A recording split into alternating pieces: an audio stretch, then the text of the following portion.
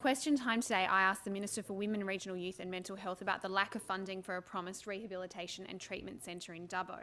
In her answer, she acknowledged that there was no funding for this important regional project in yesterday's budget. And she also referred to her membership of the committee, the inquiry into drug rehabilitation services in regional, remote and rural New South Wales. Mr President, this was a long and detailed inquiry, and I'd like to take the opportunity to pay tribute to the chair of the inquiry, the Honourable Greg Donnelly MLC.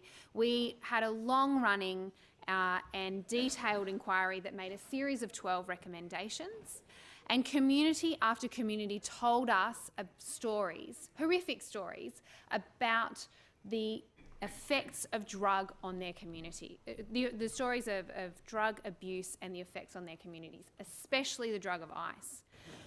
One of the specific recommendations that inquiry made, and as the Minister noted, she was a member of that particular inquiry, was that there needed to be a drug court trial in the city of Dubbo. And that was because of the evidence that we received, where we saw the entire community come together. We saw law enforcement, the criminal defenders, we saw the not-for-profit sector, we saw the council, we saw drug rehabilitation counsellors, and we saw the Indigenous community come to us and say, we need a drug court here in Dubbo. And I would also like to pay tribute to Councillor Stephen Lawrence for the integral role he's played in leading this community campaign. But there was no money in the budget for this important project yesterday. This is not the first time the Nationals candidate, as I noted in my question, now member, I acknowledge the interjection,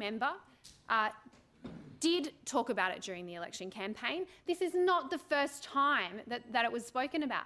The previous member, Troy Grant, who was a Minister for Police, said time and time again an announcement on a drug court would be imminent. But we saw 4 years on, still no action on this incredibly important local commitment. What it comes down to, Mr President, is a failure by this government to prepare for a declining economic situation has led to a massive increase in government debt. So instead of funding projects like this and giving regional communities the services that they need, they have been forced to go to cut jobs, to privatise assets and to put election commitments off to the never-never so that communities like Dubbo suffer. Mr President.